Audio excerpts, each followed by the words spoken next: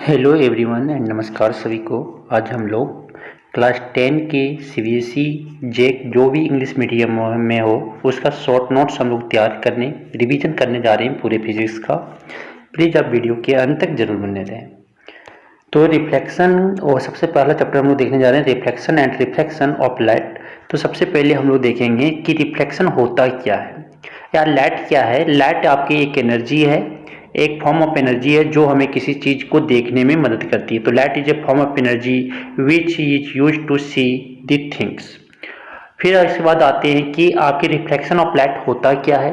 तो reflection of light जो होता है the bouncing back of light to its on path to is on direction is called reflection of light.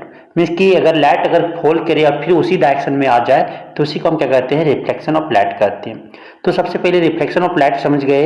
अब वहाँ पे हम समझेंगे कि मिरर आपके दो तरह के होते हैं, एक आपके प्लेन मिरर और एक आपका होता है स्फेरिकल मिरर। तो प्लेन मिरर के जो होते हैं फोकस वो होता है इन्फिनिटी पे, और प्लेन मिरर का जो आपकी जो इमेज बनते हैं वो same size of the object होता है। प्लेन मिरर में जो आपकी इमेज बनते हैं वो वर्चुअल एंड इरेक्ट होता है। प्लेन मिरर में जो इमेज बनते हैं वो क्या होता है, वर्चुअल एंड इरेक्ट होता है। वर्चुअल मतलब काल्पनिक। काल्पनिक आपकी इसलिए हो रहे हैं क्योंकि उसके रियल रे से वो आपका बन नहीं सकता, क्योंकि मिरर के अंदर रियल रे जा नहीं सकती। तो उसके बाद आपकी आते हैं कि आपके जितने दूरी पे मिरर से जितने दूरी पे आपके ऑब्जेक्ट होते हैं उतने ही दूरी पे आपकी इमेज होता है। मीन्स कि distance of object is equal to distance of image होता है। नेक्स्ट आपकी जो आते हैं ये आपकी थी characteristics of plane mirror. Plane mirror का इमेज फॉर्मेशन का प्रॉपर्टीज था, और बोल सकते कि उसमें आपका जो इमेज बनते हैं वो लेटरली इन्वर्टेड होते हैं। लेटरली इन्वर्टेड मतलब बोले तो अगर आप मिरर में देखते होंगे प्लेन मिरर में, तो अगर आप राइट हैंड उठा रहे होंगे तो आपको उसे लेफ्ट दिखता होगा, और लेफ्ट उठा रहे हैं तो आपका राइट लगता होगा। उसी को बोलते हैं लेटरली इन्वर्जन। अब आते हैं स्फेरिकल मिरर। स्फेरिकल मिरर किसको बोलते हैं, एक आपके स्पेयर से कट किया जाता है, उसे फिर आपके एल्युमिनियम या सिल्वर से उसे पेंट किया जाता है, फिर उसके ऊपर रेड कलर या कुछ चढ़ा दिया जाता है। तो एक पार्ट होते हैं होलो स्फेरिकल, तो उसे हम क्या बोलते हैं, मिरर बोलते हैं, स्फेरिकल मिरर बोलते हैं। स्फेरिकल मिरर के दो टाइप होते हैं, एक आपके होते हैं कनकेव मिरर और एक आपके होते हैं कन्वेक्स मिरर। तो कनकेव मिरर किसको बोलते हैं कि उसके धसे हुए पार्ट में अगर आपका पॉलिश नहीं है, उसके बाहर वाला धसे हुए पार्ट से रिफ्लेक्ट कर रहा है तो उसे हम बोलते हैं कनकेव मिरर। और जिसका आपका धसा हुआ पार्ट क्या हो, पॉलिश हो, उभरे हुए भाग में, ठीक है, केव वाले, ठीक है, तो उसको हम बोलते हैं उभरे वाला भाग बल्कि वाले पार्ट में रिफ्लेक्टिंग सरफेस हो तो उसे हम बोलते हैं कन्वेक्स मिरर। तब बोलता है स्फेरिकल मिरर में क्या क्या हो सकता है। स्फेरिकल मिरर में सेंटर ऑफ कर्वेचर हो सकते हैं और पोल होते हैं। तो सेंटर ऑफ कर्वेचर बोलते किसे हैं, सेंटर ऑफ जो आपके सेंटर ऑफ कर्वेचर होता है, centre of sphere of which the spherical mirror is a part. जिस स्फेरिकल मिरर से का पार्ट है उसका जो सेंटर होगा स्फीयर, उसी का उसको हम क्या बोलेंगे, सेंटर ऑफ कर्वेचर बोलेंगे। पोल किसको बोलेंगे, मिड पॉइंट अपर्चर। अपर्चर जो आपकी मिरर है स्फेरिकल मिरर, स्फेरिकल मिरर के अपर्चर की मिड पॉइंट को हम क्या बोलते हैं, या मिरर के सेंटर को हम क्या बोलते हैं, पोल बोलते हैं। अब आते हैं प्रिंसिपल एक्सिस किसको बोलेंगे। तो प्रिंसिपल एक्सिस हम जो बोलते हैं पोल, सेंटर ऑफ कर्वेचर अगर एक ही लाइन पे आपका लाइक कर रहा है तो उसे हम बोलते हैं प्रिंसिपल एक्सिस बोलते हैं। अब होता है फोकस।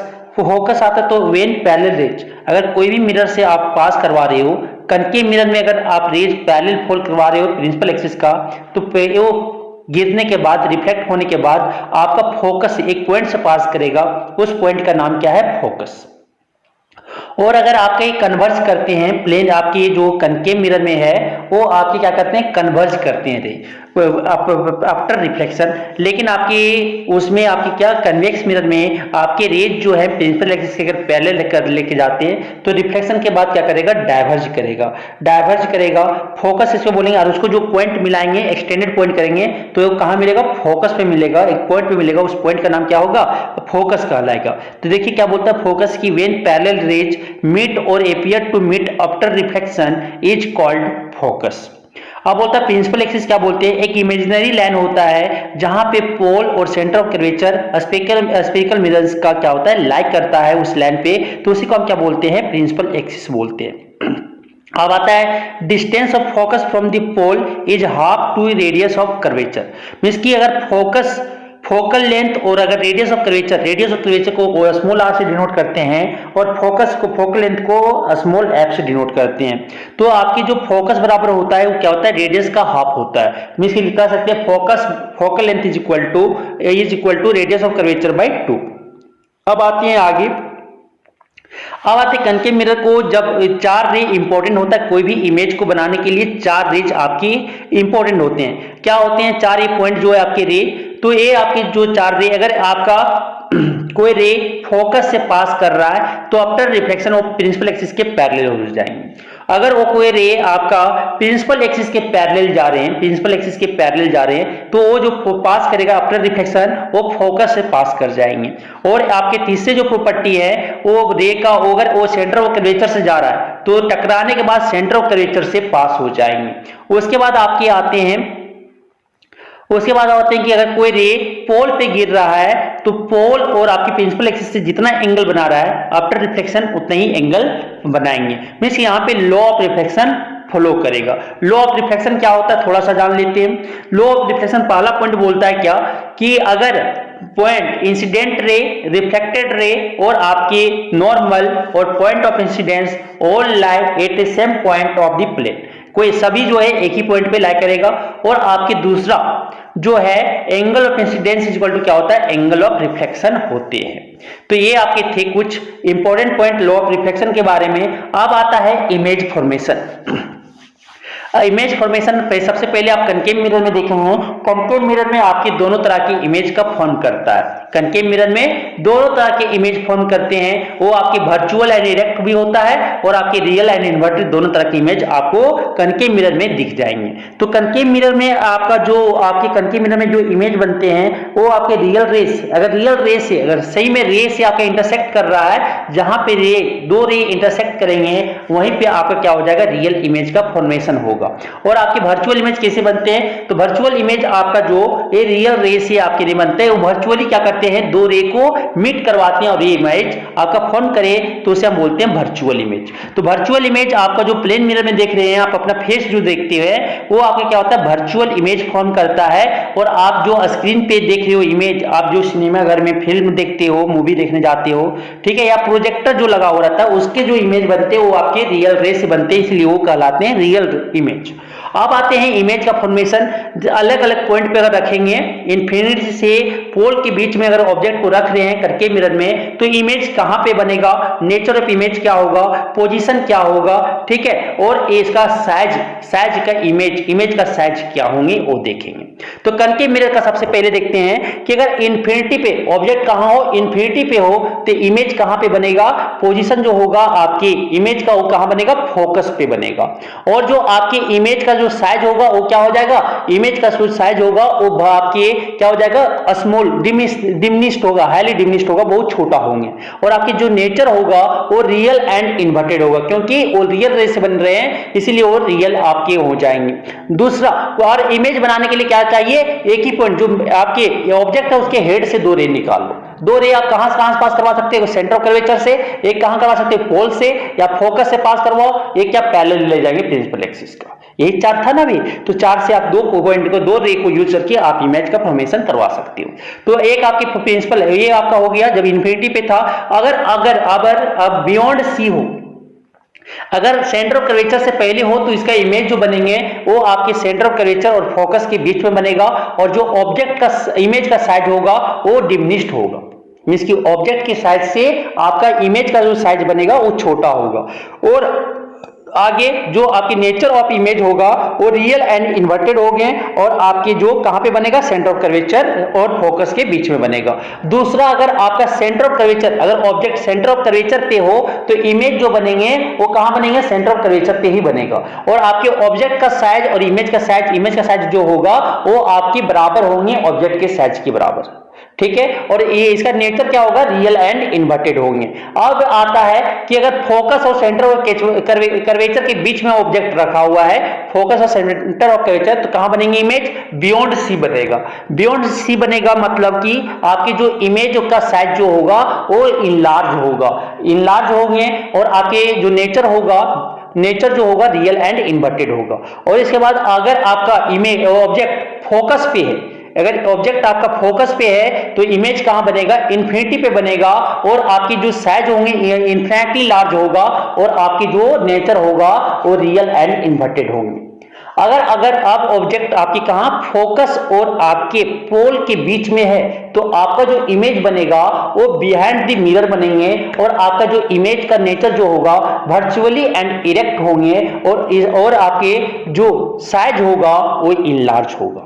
ये 6 कंडीशन का आपका जो था ऑब्जेक्ट 6, ठीक है। ये 5 कंडीशन में आप क्या कर सकते हो, तो एक केस में आपका जो इमेज बनते हैं कनकेव मिरर का वो कहां बनता है, बिहाइंड द मिरर बनता है। और जो अगर आपके ये फोकस जो कनकेव मिरर का फोकस होता है हमेशा नेगेटिव होता है, और आपकी जो आपके इमेज आपका ये कन्वेक्स मिरर का जो फोकस होता है वो हमेशा पॉजिटिव होता है, कंसीडर कर लिया जाता है।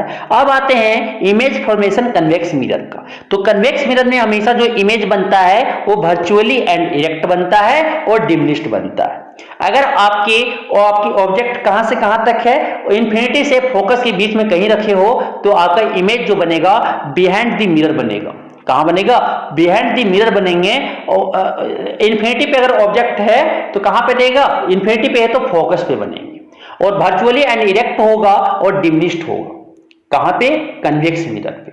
अगर ऑब्जेक्ट आपका इन्फिनिटी से पोल के बीच में रखे हो तो बिहाइंड द मिरर बनेगा, वो कहां से कहां, पोल और फोकस के बीच बनेंगे, और आपके जो होंगे इमेज का साइज जो होगा ये आपकी डिमिनिश्ड होगा, और आपकी जो नेचर होगा वो वर्चुअली एंड इरेक्ट होंगे।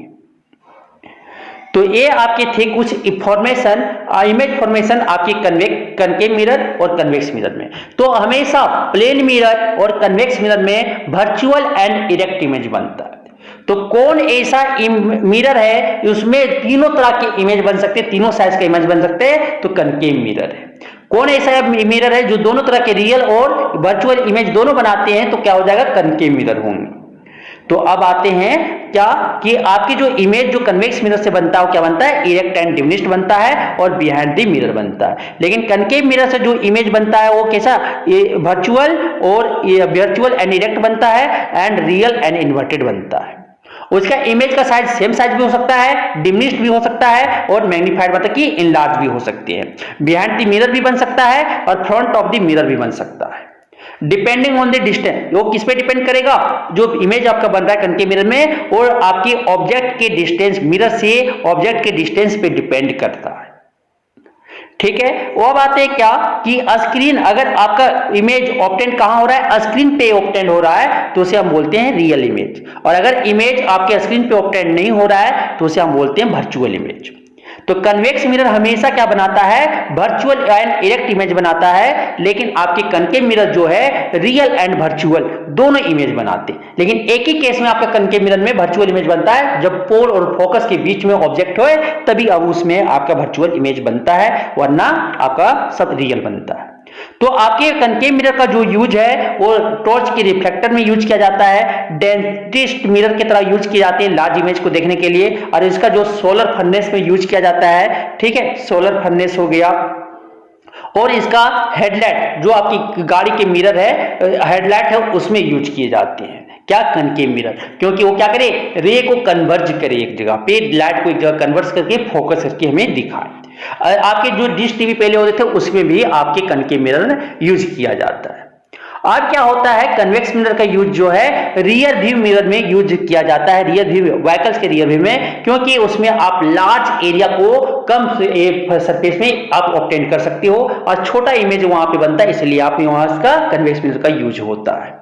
अब होता है ये रोड सेफ्टी मिरर के लिए तरह भी यूज किया जाता है, जहां पे टर्निंग पॉइंट होता है वहां पे उस मिरर को फिक्स किया जाता है। कौन मिरर, कन्वेक्स मिरर। तो कन्वेक्स मिरर, कनकेव मिरर का यूज भी देख लिए। अब देखेंगे sign convention of spherical mirror. Ray के डायरेक्शन में अगर हम मेजर कर रहे हैं, कोई रे अगर फॉल कर रहा है, रे के डायरेक्शन में अगर मेजर कर रहे हैं तो पॉजिटिव लेंगे, और रे के उल्टा मेजर कर रहे हैं, उसके अपोजिट डायरेक्शन में मेजर कर रहे हैं तो क्या लेंगे, नेगेटिव लेंगे।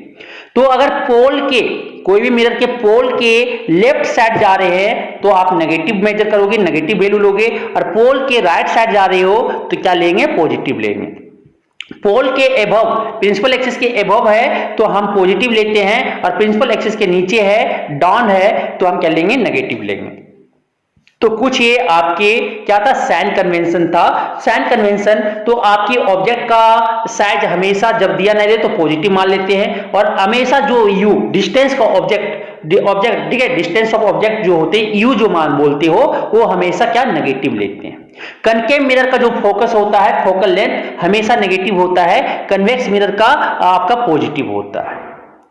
ठीक है, तो आपके कन्वेक्स मिरर का पॉजिटिव क्या, मिरर इमेज का हमारा राइट साइड हमेशा मिरर की बिहाइंड द मिरर बन रहा है, तो हमेशा आपके पे जो होते हैं भी आपका पॉजिटिव होगा।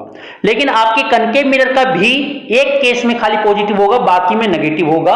जब बिहाइंड द मिरर पोल और फोकस के बीच में ऑब्जेक्ट रखा हुआ है तभी आपका सिर्फ बिहाइंड द मिरर इमेज बन रहा है, और उस केस में आपके इमेज का जो डिस्टेंस होंगे वो पॉजिटिव होगा, बाकी केस में क्या हो जाएगा, नेगेटिव हो जाएगा। तो अब आ गया, और इमेज जो अगर वर्चुअल एंड इरेक्ट बना हुआ है तो साइज उसका तो पॉजिटिव होगा, और अगर रियल एंड इन्वर्टेड इमेज बने हैं नेचर का तो आपकी जो साइज हो जाएगा वो क्या लेंगे, नेगेटिव लेंगे। तो बस इतनी ही सी बात थी। अब आते हैं मिरर फार्मूला। मिरर फार्मूला क्या होता है, 1/f is equal to 1/v plus 1/u, 1/f plus 1/v plus 1/u। f क्या है, फोकल लेंथ है, फोकल लेंथ है, v क्या है, इमेज डिस्टेंस है, u क्या है, आपके u जो है ऑब्जेक्ट डिस्टेंस है। अब आता है मैग्निफिकेशन। मैग्निफिकेशन क्या होता है, the ratio of height of image to the height of object. क्या करो, height of image by height of object हो जाए hi/h0, तो उसे बोलते हैं मैग्निफिकेशन। तो मैग्निफिकेशन का फॉर्मूला जो आपके मिरर में होते हैं वो -v/u भी हो सकता है या hi/h0 होता है, मींस की minus image distance by object distance, या बोल सकते हो hi/h0। तो अगर आपका रियल इमेज है तो भी क्या हो जाएगा, नेगेटिव, और वर्चुअल इमेज है तो भी क्या हो जाएगा, पॉजिटिव हो जाएगा। ये आपको ध्यान रखना है। अब आते हैं मैग्निफिकेशन जो +1 -1 1 आपके तीनों तरह का दिखेगा, किसमें, <1 greater than 1 equal to 1 आपके कनकेव मिरर में दिखेंगे, लेकिन ऑलवेज आपके <1 कहां होता है, आपके कन्वेक्स मिरर में होते हैं। तो मैग्निफिकेशन जो, और आपका मैग्निफिकेशन जो प्लेन मिरर का आपका क्या होता है, ऑलवेज 1 होता है। ठीक है, ये आपको ध्यान में रखना है। इतनी ही सी बात थी रिफ्लेक्शन में। अब आते हैं हम लोग रिफ्लेक्शन। रिफ्लेक्शन जो होता है, रिफ्लेक्शन होने के लिए दो मीडियम की आवश्यकता है, जैसे आपका air and water, air and glass, water and glass. तो दो रीजन ने, तो कोई अगर एंगल आपका क्या होना चाहिए, कोई इंसिडेंट रे को अगर फॉल करवा रहे हैं तो जिस पॉइंट पे आपका गिर रहा है वहां से क्या करेगा, रिफ्लेक्ट करेगा। तो लाइट का अगर आपका डायरेक्शन क्या हो जाए, स्पीड चेंज हो जाए, लाइट बेंड कर जाए, तो उसी को क्या कहते हैं, रिफ्लेक्शन कहते हैं। तो यहाँ पे ठीक है, तो उसे हम बोलते हैं रिफ्लेक्शन, रिफ्लेक्शन बोलते हैं। तो आपका यहाँ पे लॉज ऑफ रिफ्लेक्शन जो होते हैं वो क्या होता है, वो दो लॉ बताए, क्या, sin I/sin R is equal होता है कांस्टेंट, कांस्टेंट मतलब ये स्नेल्स लॉ है, सेकेंड लॉ है, और इसको हम क्या बोलते हैं, क्या बोलते हैं, इसलिए हम बोलते हैं जो कांस्टेंट है वो क्या होता है, रिफ्लेक्टिव इंडेक्स होते हैं। और दूसरा जो लॉ है वो क्या, incident ray, reflected ray, normal and point of incidence, ठीक है, वो lie at the same point on the plane, same plane. अब आता है रिफ्रैक्टिव इंडेक्स किसको बोलेंगे, रिफ्रैक्टिव इंडेक्स जैसे आपका μ2 1 लिखा हुआ है, तो velocity of light in medium 1, velocity of light in medium 2 with respect to velocity of, तो ये हम बोल सकते हैं। तो μ2 विथ रिस्पेक्ट टू 1, तो यहाँ पे आपके जो हो जाएंगे, ये आपके हो जाएंगे velocity of light in medium by आपके हो जाएंगे velocity of light in medium 2 v1/v2। अगर μ2 1 लिखा हुआ है तो यहाँ पे हम क्या कर सकते हैं, refractive index of 2 with respect to 1 होगा। तो यहाँ पे क्या हो जाएगा, velocity of medium 1 by velocity of medium 2 हो जाते हैं। तो ये क्या होता है, वेलोसिटी का रिफ्रैक्टिव इंडेक्स जो होता है वो क्या होता है, आपके रेसिप्रोकल होते हैं वेलोसिटी का। रिफ्रैक्टिव इंडेक्स ज्यादा मींस की वेलोसिटी क्या हो जाएगा, कम हो जाएगा। तो एब्सोल्यूट रिफ्रैक्टिव इंडेक्स जो होता है मीडियम 1 का, वो वैक्यूम कहलाता है। क्या कहलाता है, वैक्यूम। तो लाइट जो स्पीड ऑफ लाइट जो होता है वैक्यूम, वो कितना होता है, 3 × 10⁸ मीटर पर सेकेंड होती है। वही सेम आपके एयर का भी कंसीडर कर लिया जाता है, एयर का भी लगभग सेम होता है, क्या, 3 × 10⁸ मीटर पर सेकेंड होता है। अब आता है क्या कि अगर लाइट, अगर आपके मीडियम आपके रेयरर जो अगर आपका कम और जिसका डेंसिटी ऑप्टिकल डेंसिटी बोले रिफ्रैक्टिव इंडेक्स जिसका कम है उसको बोलते हैं रेयरर मीडियम, और जिसका रिफ्रैक्टिव इंडेक्स ज्यादा हो उसे बोलते हैं डेंसर मीडियम। तो अगर आपका लाइट अगर रेयरर से डेंसर जा रहा है तो ये आपके टुवर्ड द नॉर्मल बेंड करेगा, टुवर्ड द नॉर्मल बेंड करेगा। और आपकी अगर लाइट ऑप्टिकली रेयर मतलब कि आपके डेंसर से रेयरर जा रहा है तो अवे फ्रॉम नॉर्मल करेगा, बेंड जो लाइट करेगा अवे फ्रॉम दी नॉर्मल करेगा। और अगर हम किसी प्लेन सरफेस पे जो आपके एयर और वाटर को अलग कर रहा है, डेंसर और एयर को अलग कर रहा है, उसके परपेंडिकुलर अगर रे गिरा दे तो क्या हो जाएगा, आपका जो कोई डिफ्लेक्शन वहां पे रिफ्लेक्शन देखने को नहीं मिलेगा, कोई लाइट चेंज में मीडियम में चेंज नहीं दिखेगा, कोई पाथ में वहां पे चेंज नहीं दिखेगा, कोई लाइट का बेंड नहीं होगा। क्योंकि जैसे अगर हम फुल 90 परपेंडिकुलरली करवा रहे हैं तो ये क्या हो जाएगा, आर पार इसी तरह हो जाएंगे। अब आते हैं स्फेरिकल लेंस। स्फेरिकल लेंस जो होता है image form by the reflection of light, क्या होता है जिसमें इमेज बनता है, किससे बनता है, रिफ्लेक्शन ऑफ लाइट से बनता है। उसका दो फोकल लेंथ होते हैं, दो फोकस होते हैं और दो सेंटर होते हैं। अब होता है centre of spherical lens is term at optical centre. जो सेंटर ऑफ स्फेरिकल लेंस का जो सेंटर होता है उसको क्या बोलते हैं, ऑप्टिकल सेंटर बोलते हैं। अब आता है क्या, सेंटर ऑफ कर्वेचर किसे बोलेंगे, जिस लेंस से हमें बनाया गया है, जिस पार्ट के लेंस की सरफेस बनाया गया है स्फेरिकल मिरर से या स्फेरिकल होलो आपके क्या बोल सकते हैं शीशा, ठीक है, मिरर से बनाया गया है, तो उसका पार्ट जो होगा, जो सेंटर ऑफ स्फीयर होगा वही सेंटर ऑफ कर्वेचर होगा। ऑप्टिकल सेंटर किसको बोलेंगे, एक पॉइंट होगा सेंटर ऑफ लेंस का, ठीक है, लेंस का सेंटर जो होगा वही पॉइंट को हम ऑप्टिकल सेंटर बोलते हैं। ये हमेशा लेंस के इनसाइड लाइन करता है, सरफेस पे कभी लाइन नहीं करेगा। स्ट्रेट लाइन जब ज्वाइनिंग करवा दे सेंटर ऑफ कर्वेचर को और ऑप्टिकल सेंटर को तो उसको क्या बोलेंगे, प्रिंसिपल एक्सिस को। जब दो सेंटर और आपके ऑप्टिकल सेंटर को वर्चुअली मिला दे तो उस लाइन का जो होगा, स्ट्रेट लाइन जो होगा उसे बोलते हैं प्रिंसिपल एक्सिस लेंस का। फोकस इसको बोलेंगे कि अगर जब पैरेलल रेज पास करवा दे तो ये रिफ्लेक्शन होने के बाद एक पॉइंट पे मिलेगा, उस पॉइंट को जो कहेंगे वो पॉइंट क्या कहलाएगा, फोकस कहलाएगा। क्या कहलाएगा, फोकस कहलाएगा। अब यहाँ पे कन्वेक्स लेंस होते हैं और आपके कनकेव लेंस। कन्वेक्स लेंस को कैसे पहचानूंगे या कनकेव लेंस, कन्वेक्स लेंस जो होगा वो आपके किनारे किनारे जो है पतला लगेगा और बीच में मोटा लगेगा, छूने पे जब टच करोगे तो एक कन्वेक्स लेंस होगा। और कनकेव लेंस बीच में पतला लगेंगे, थिन लगेंगे, और किनारे किनारे साइड में जो है वो आपकी कैसा लगेगा, थिकनेस होगा, तो उसे आप क्या बोलते हैं, कनकेव लेंस बोलते हैं।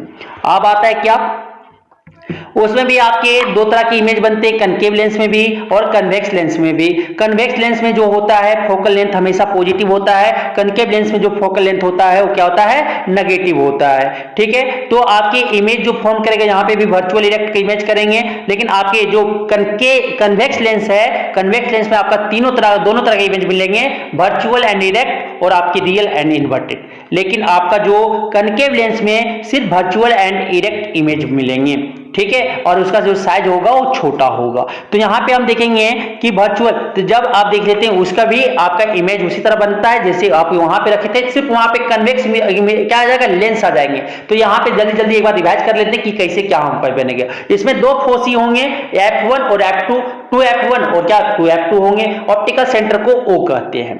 तो अगर आपका ऑब्जेक्ट कहां पे हो, इन्फिनिटी पे हो, तो कहां बनेगा, फोकस पे, आपका F2 पे इमेज बनेगा। और इमेज जो होगा कैसा होगा, छोटा साइज होगा, कन्वेक्स का देख रहे हैं, छोटा होगा, साइज छोटा, डिमिनिश्ड हाईली डिमिनिश्ड होगा, और रियल एंड नेचर कैसा होगा, रियल एंड इन्वर्टेड होगा।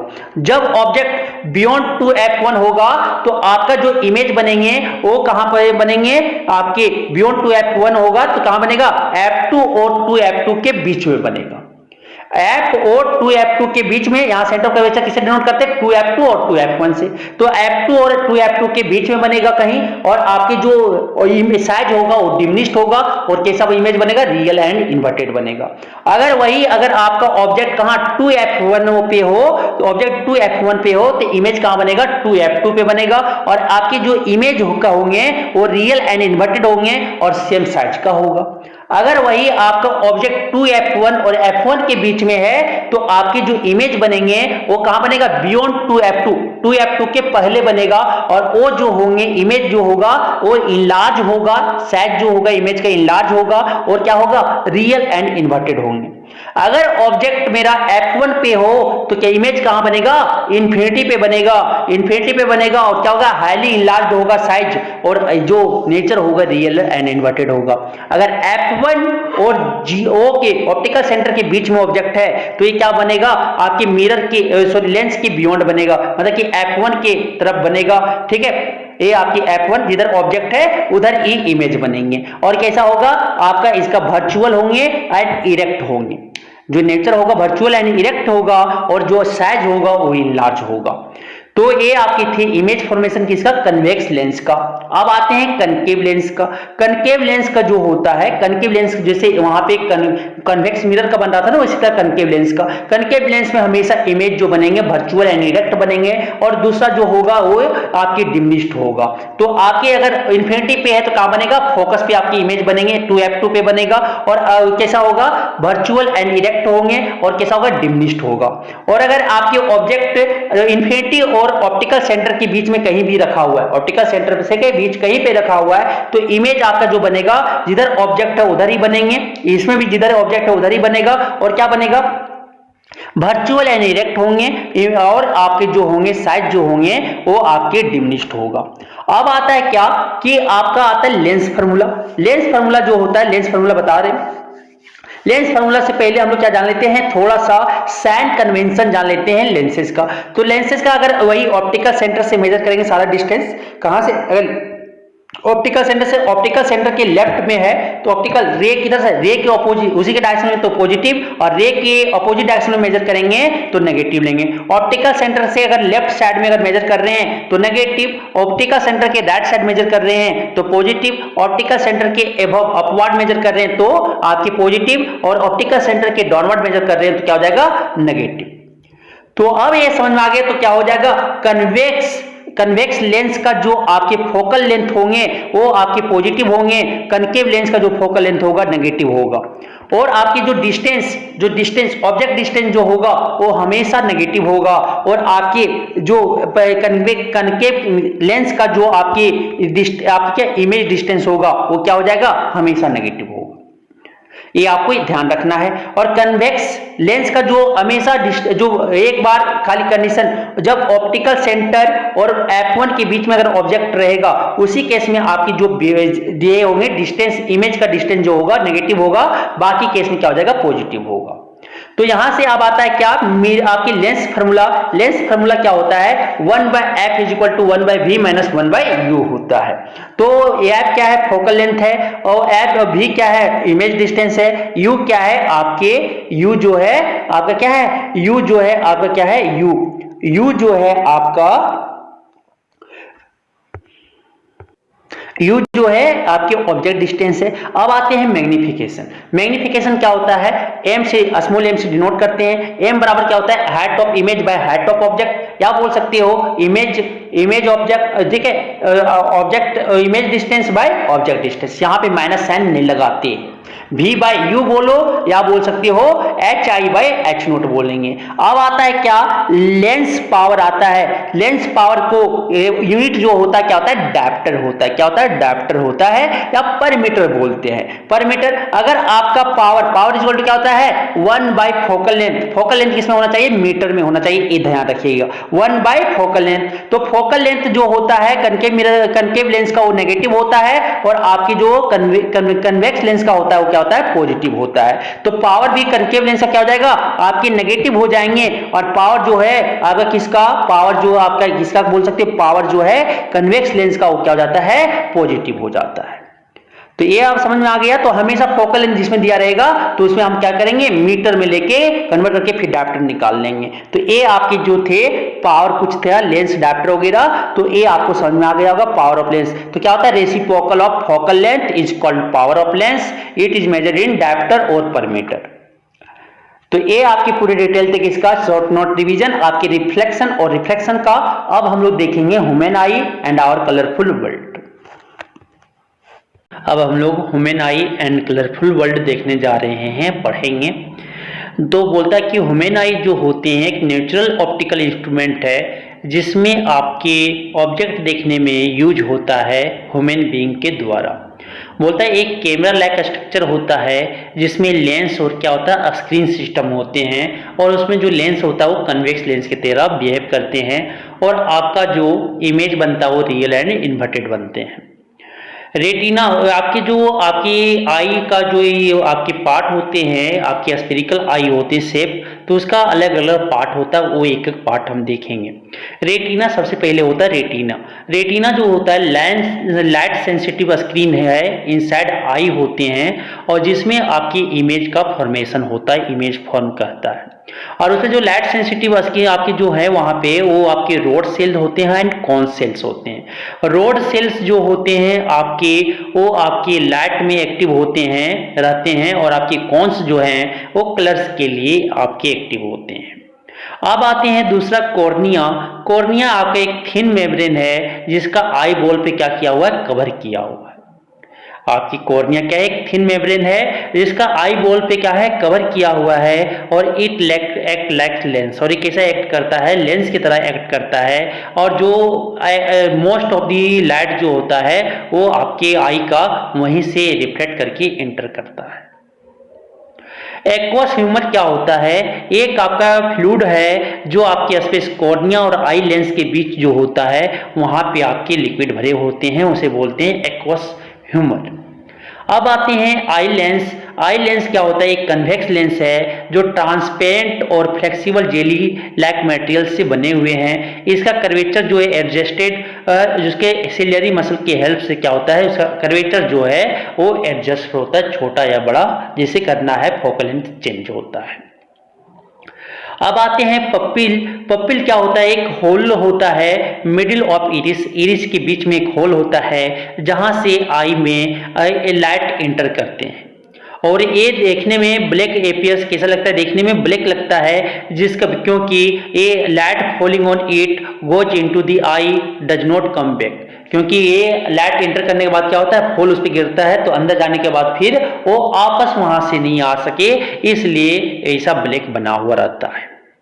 सिलियरी मसल क्या होते हैं, एक आपके मसल से दे आपके मसल से जो आपके आई लेंस से अटैच्ड होता है, और आपकी आई के शेप को, आई लेंस के शेप को मॉडिफाई करता है, ठीक है, वेरिएशन ऑफ फोकल लेंथ, और फोकल लेंथ में वेरिएशन लाता है, जो फोकल लेंथ को वेरिएशन में बढ़ावा देता है कि वो अलग अलग डिस्टेंस का ऑब्जेक्ट की डिस्टेंस का इमेज फॉर्म कर सके। कहाँ पे, इमेज आपके रेटिना पे। अब आता है एरिस। एरिस क्या होता है, एक कंट्रोल करता है अमाउंट ऑफ लाइट को एंटर करने के, आई में जो एंटर कर रहा है उसका अमाउंट ऑफ लाइट को एंटर करने में वो कंट्रोल करते हैं। मींस की साइज ऑफ पपिल को छोटा और बड़ा करने में, उसका साइज को चेंज करने में किसका उपयोग किया जाता है, इरिस में मदद करते हैं। और ये जो होता है आपका कलरफुल पार्ट होते हैं आई का जो कलर, वो इरिस कहलाता है। आप क्या आते हैं ऑप्टिकल नर्व। ऑप्टिकल नर्व क्या होते हैं, एक वैसा नर्व है जो आपकी इमेज बना है वो ब्रेन तक इलेक्ट्रिकल सिग्नल्स के फॉर्म में पहुंचाने का, ले जाने में मदद करता है। कौन, ऑप्टिकल नर्व।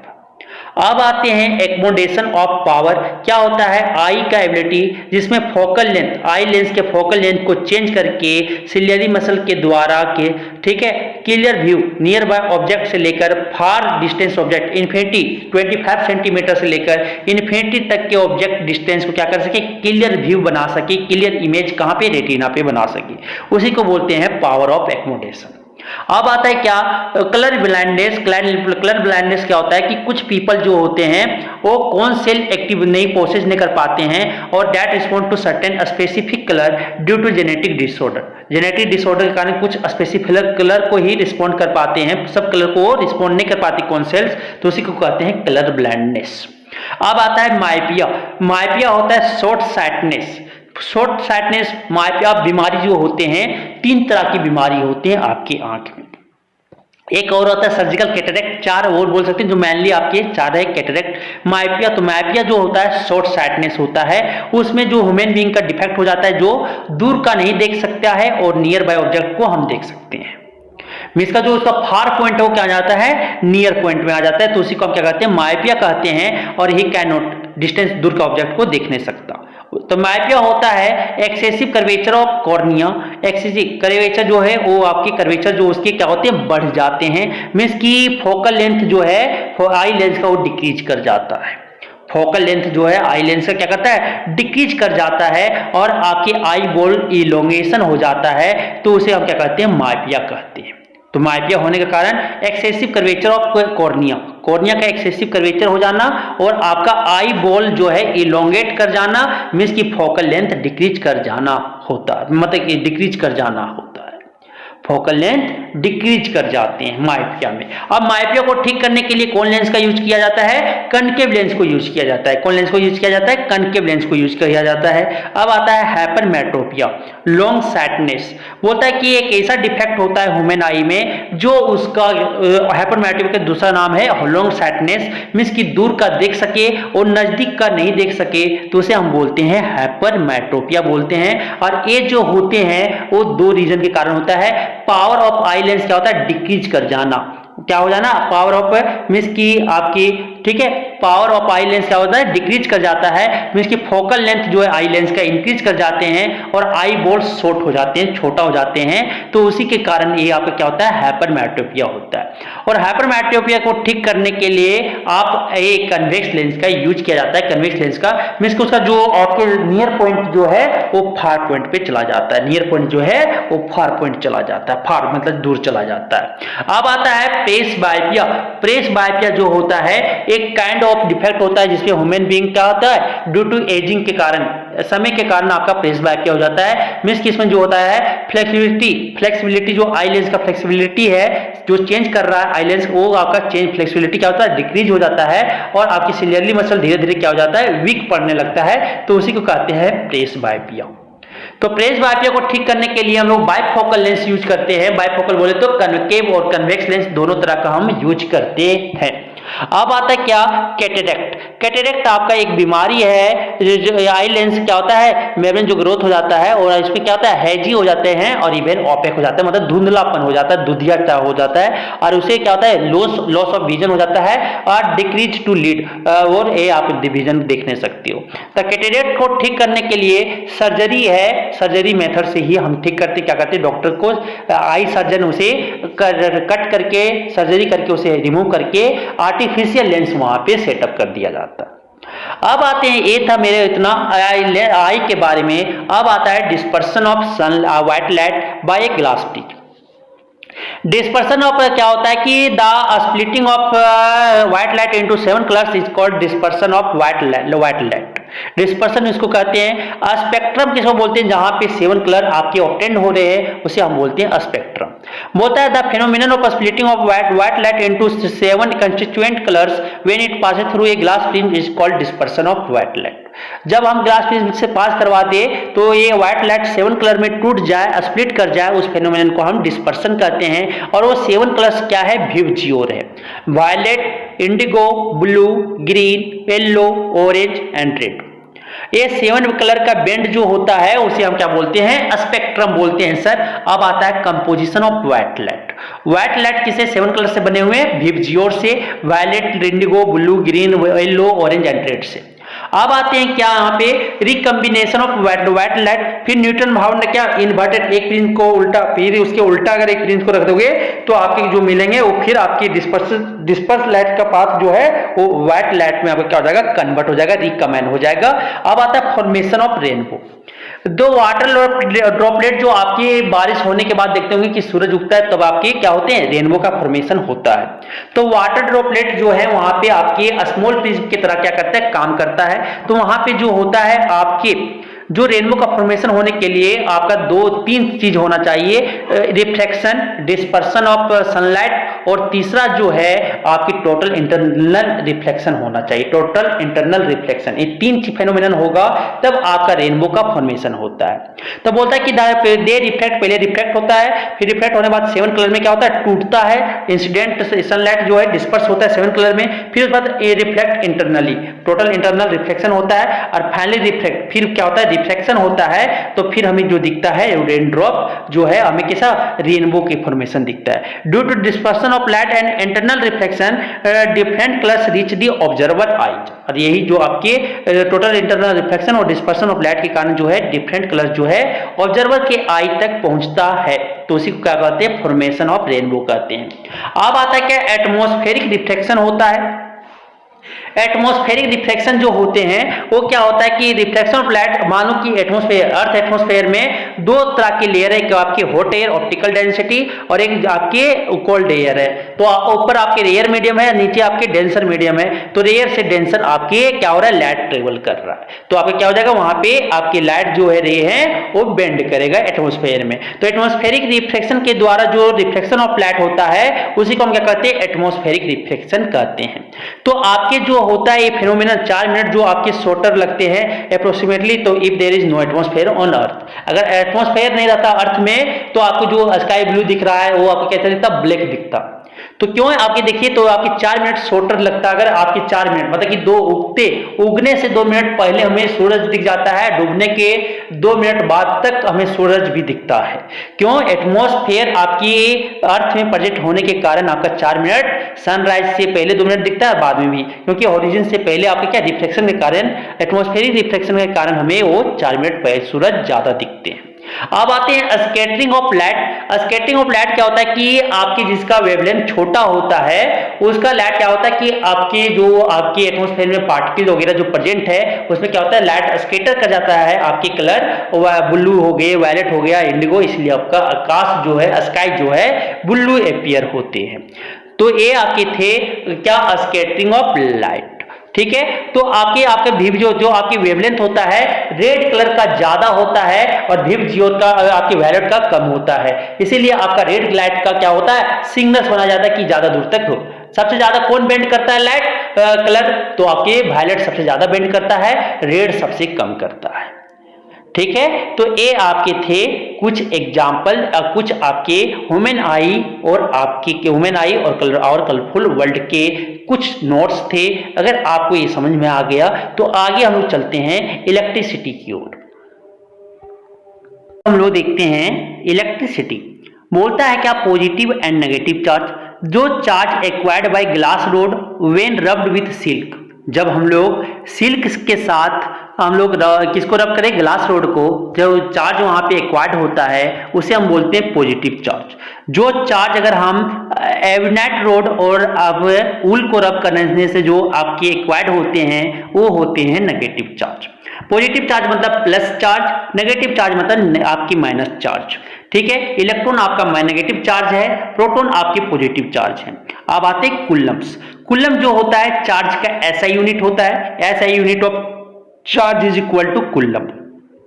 ठीक है, 1 coulomb is defined as the that amount of charge which repels an equal and similar charge with a force of 9 × 10⁹ newton when placed in vacuum at a distance of 1 metre from it. तो उसे हम क्या बोलेंगे 1 coulomb charge बोलेंगे, 1 coulomb charge है। तो charge of on electron जो होता है वो -1.6 × 10⁻⁻19 कूलम होता है। तो क्वांटाइजेशन ऑफ चार्ज होता क्या हो? उसके बाद आता है क्या हम लोग देखेंगे स्टैटिक या करंट इलेक्ट्रिसिटी क्या होता है। करंट इलेक्ट्रिसिटी क्या होता है, डायरेक्ट स्टैटिक चार्ज जो होते हैं रुके हुए चार्ज, जो स्टैटिक रेस्ट में चार्ज के बारे में स्टडी करते हैं उसे बोलते हैं स्टैटिक चार्ज। तो स्टैटिक इलेक्ट्रोस्टैटिक जो है आप कहाँ पढ़ोगे क्लास 12 में पढ़िएगा, तो ये आपको जानना ज्यादा जरूरत नहीं है। करंट इलेक्ट्रिसिटी जो हम लोग जो चार्ज मोशन में है उसके बारे में स्टडी करते हैं तो उसे हम बोलते हैं करंट इलेक्ट्रिसिटी। तो करंट इलेक्ट्रिसिटी क्या होता है, तो करंट इलेक्ट्रिसिटी आपका जो होता है वो आगे हम पढ़ेंगे। ठीक है, तो करंट इलेक्ट्रिसिटी होता है the rate of flow of charge per unit time is called electric current बोलते हैं। अब आता है कंडक्टर। कंडक्टर किसको बोलते हैं, जो इलेक्ट्रिक चार्ज को अलाउ करे पास होने के लिए, तो उसे हम क्या बोलते हैं कंडक्टर बोलते हैं। सर कंडक्टर जो होता है उसमें लो रेजिस्टेंस होते हैं, लो रेजिस्टेंस होते हैं, जैसे एग्जांपल और किसमें करंट फ्लो करने का अलाउ करे, ऑफर करे, तो उसे हम क्या बोलते हैं, कंडक्टर बोलते हैं। तो कंडक्टर का जो एग्जाम्पल होते हैं कॉपर, सिल्वर, अल्युमिनियम, एटीसी होते हैं। और आपके जो इंसुलेटर, अब आते हैं इंसुलेटर। तो इंसुलेटर क्या होता है, एक सब्सटेंस है जिसमें इलेक्ट्रिसिटी पास ना हो सके, फ्लो ना कर सके, ठीक है, हाई रेजिस्टेंस होता है, तो उसे हम क्या बोलते हैं, इंसुलेटर बोलते हैं। एग्जाम्पल रबड़ हो गया, ग्लास हो गया, वुड हो गया, इबोनेट हो गया, प्लास्टिक हो गया, ईटीसी हो गए, ठीक है। इलेक्ट्रिक करंट अब आता है, क्या बोले, the flow of electric charge across cross sectional of a conductor per unit time is called electric current कहते हैं। तो आपके रेट ऑफ फ्लो देखे, तो ऐसा यूनिट ऑफ इलेक्ट्रिक चार्ज जो होता है एम्पियर होता है, या करंट का जो फॉर्मूला, इलेक्ट्रिक करंट का फॉर्मूला जो होता है क्या होता है, Q by T, charge by time होता है सर। तो आपकी करंट जो है वो स्केलर क्वांटिटी है, ऐसा यूनिट जो होता है इलेक्ट्रिक करंट का वो एम्पियर होता है या कूलम पर सेकेंड होता है। तो एम्पियर क्या होता है, एम्पियर जो है ऐसा यूनिट है किसका, करंट का। 1 एम्पियर क्या होता है कि the flow of 1 coulomb of charge per unit पर सेकेंड इज कॉल्ड 1 एम्पियर कहते हैं। तो 1 मिली एम्पियर में कितना होता है, 10 का पावर -3 एम्पियर होता है। 1 एम्पियर बराबर क्या होता है, 1 कूलम पर सेकेंड होता है। 1 माइक्रो एम्पियर बराबर क्या होता है, 10 का पावर -6 एम्पियर होता है। अब आता है इलेक्ट्रिक सर्किट। तो इलेक्ट्रिक सर्किट किसे बोलते हैं, तो इलेक्ट्रिक सर्किट जो होता है क्लोज पाथ होता है, इलेक्ट्रिक करंट जिसमें फ्लो कर सके। एक close path along which electric current can flow is called electric circuit. अब आता है कन्वेंशनल करंट, जो हम लोग सुविधा अनुसार करंट मानते हैं फ्लो, वो किधर मानते हैं, डायरेक्शन, जिधर मोशन, पॉजिटिव चार्ज का मोशन का डायरेक्शन है उधर ही हम क्या मान लेते हैं, डायरेक्शन ऑफ करंट मान लेते हैं, is taken as direction of current. तो ये हम बोल सके तो डायरेक्शनल ऑफ कन्वेंशनल करंट जो होता है, डायरेक्शन ऑफ कन्वेंशनल करंट वो होता है opposite to direction of negatively charge electron. जिधर नेगेटिवली चार्ज के डायरेक्शन होते हैं उसके अपोजिट हम लोग डायरेक्शन ऑफ कन्वेंशनल चार्ज मान लेते हैं। तो अब आता है क्या, कन्वेंशनल इलेक्ट्रिक करंट आप देख लिए। अब आता है इलेक्ट्रिक फील्ड। इलेक्ट्रिक फील्ड किसे बोलते हैं कि वैसा चार्ज बॉडी जो इस रीजन में क्या करे, आपके फोर्स इन्फ्लुएंस करे, एक्सपीरियंस करे, तो उसे हम बोलते हैं इलेक्ट्रिक फील्ड कहते हैं। अब आता है क्या, इलेक्ट्रिक पोटेंशियल आता है। तो इलेक्ट्रिक पोटेंशियल किसे बोलते हैं, एक यूनिट पॉजिटिव चार्ज को इन्फिनिटी से उस पॉइंट में लाने के लिए जो चार्ज जो हमें वर्क डन करना पड़ता है उसे हम क्या बोलते हैं, इलेक्ट्रिक पोटेंशियल कहते हैं सर, इलेक्ट्रिक पोटेंशियल कहते हैं। तो इलेक्ट्रिक पोटेंशियल हमेशा हायर टू लोअर आपकी फ्लो करती है। इलेक्ट्रिक करंट जो है हमेशा high potential to low potential flow करता है, ठीक है। Positive charge move from higher to lower potential region. तो पॉजिटिव चार्ज हमेशा किधर, हाई पोटेंशियल से लो पोटेंशियल हमेशा मूव करता है। अब आता है potential difference between 2 points. Potential difference अब क्या होता है, पोटेंशियल डिफरेंस क्या होता है, 2 पॉइंट्स का, या बोल सकते हैं the difference between 2 electric potential is called potential difference, या बोल सकते हो क्या कि the unit charge the work done to bring unit positive charge from a point to another point is called potential difference। तो potential difference का जो formula होता है सर, वो वर्क डन बाय क्या होता है, चार्ज। वर्क डन बाय क्या होता है, चार्ज होता है। V equal to W by Q होता है। 1 वोल्ट पोटेंशियल डिफरेंस क्या होता है, the potential difference between 2 points in an electric field is said to be 1 volt, क्या बोलेंगे, 1 वोल्ट बोलेंगे, ठीक है। 1 joule of work has to be done in bringing a positive charge of 1 coulomb from 1 point to another is called 1 volt. तो the work done, अगर 1 joule work करने में, एक यूनिट पॉजिटिव चार्ज को एक पॉइंट से दूसरे पॉइंट लाने में जो 1 जूल का वर्क करने में जो आपका टाइम लग रहा है, तो उसी को हम क्या बोलते हैं, 1 वोल्ट बोलते हैं। गैल्वेनोमीटर क्या है, एक डिवाइस है जिससे हम क्या करते हैं, इलेक्ट्रिक करंट को मेजर करते हैं, स्मॉल करंट को। एमीटर क्या है सर, एक डिवाइस है जिसको हम इलेक्ट्रिक करंट को सीरीज में जोड़ के क्या करते हैं, करंट को मेजर करने में यूज करते हैं। फिर सीरीज में क्यों जोड़ते हैं, इसका रेजिस्टेंस जो होता है लो होने के कारण हम उसे सीरीज में जोड़ते हैं सर। अब आता है वोल्ट मीटर। वोल्ट मीटर एक डिवाइस है जिसे हम पोटेंशियल डिफरेंस को मेजर करने में यूज करते हैं, और ये आपके हमेशा पैरेलल, जिसको मेजर करना उसके पैरेलल में हम क्या करते हैं, जोड़ते हैं, क्योंकि इसका जो होता है रेजिस्टेंस हाई होता है। अब आता है क्या, ओम्स लॉ। ओम्स लॉ क्या बोला, a law state that current is directly proportional to applied potential difference across it. applied potential difference across it given that provided that दिया हुआ है क्या कि अदर फिजिकल क्वांटिटी कंडीशन जो है temperature density वो क्या होना चाहिए कांस्टेंट रिमेन होना चाहिए, तो आपके करंट जो है डायरेक्टली प्रोपोर्शनल टू क्या हो जाएगा पोटेंशियल डिफरेंस हो जाएंगे। मींस कि V directly proportional to I हो जाएगा। V को अगर प्रोपोर्शनलिटी हटाएंगे तो क्या लगेगा R लगेगा, तो मींस क्या बोल सकते हैं V is equal to RI। R क्या है कांस्टेंट है, कांस्टेंट का नाम क्या है रेजिस्टेंस नाम है। V आपका क्या है पोटेंशियल डिफरेंस, I क्या है करंट है, तो V इक्वल टू क्या हो गया आई आर हो गया। अब रेजिस्टेंस क्या होता है, एक कंडक्टर का प्रॉपर्टी है बाय वर्च्यू ऑफ विच, जिसके वर्च्यू से क्या करता है एक करंट फ्लो को अपोज करता है, वो फ्लो करने से रोकता है, उसे हम क्या बोलते हैं रेजिस्टेंस बोलते हैं। या बोल सकते हो क्या ये पोटेंशियल डिफरेंस और करंट का रेशियो को हम रेजिस्टेंस बोलते हैं। रेजिस्टेंस बराबर क्या हो जाएगा पोटेंशियल डिफरेंस बाय करंट हो जाएगा। अब आते हैं ऐसा यूनिट ऑफ रेजिस्टेंस, ऐसा यूनिट ऑफ रेजिस्टेंस जो हो जाएगा क्या हो जाएगा वोल्ट पर एम्पियर हो जाएगा, या ओम ने सर्च किए थे तो ओम के नाम से क्या पड़ गया ऐसा यूनिट पड़ गया, तो क्या हो जाएगा ओम हो जाएंगे। ऐसा यूनिट ऑफ रेजिस्टेंस क्या हो जाएगा ओम हो जाएगा। अब आता है क्या एक कंडक्टर जो होता है रेजिस्टेंस 1 ओम किसको बोलेंगे, तो if A current of 1 ampere flow through it on applying A potential difference of 1 volt across it and is called 1 ओम, कि अगर ए 1 एम्पियर करंट फ्लो कर रहा है, एक वोल्ट पोटेंशियल डिफरेंस अप्लाई किए हैं उसके सर्किट में, तो उसके जो होता है वो क्या होता है 1 ओम कहलाता है। तो 1 ओम इज इक्वल टू क्या लिखेंगे 1 वोल्ट बाय 1 एम्पियर, तो 1 ओम इज इक्वल टू क्या जाएगा 1 वोल्ट पर एम्पियर। अब आता है factors on which resistance of a conductor depends, आप जो किस किस फैक्टर पे आपके रेजिस्टेंस डिपेंड करता है, तो रेजिस्टेंस जो है वो आपके कंडक्टर पे डिपेंड करता है किस पे डायरेक्टली प्रोपोर्शनल टू लेंथ, अगर लेंथ को बढ़ाएंगे तो रेजिस्टेंस बढ़ेगा।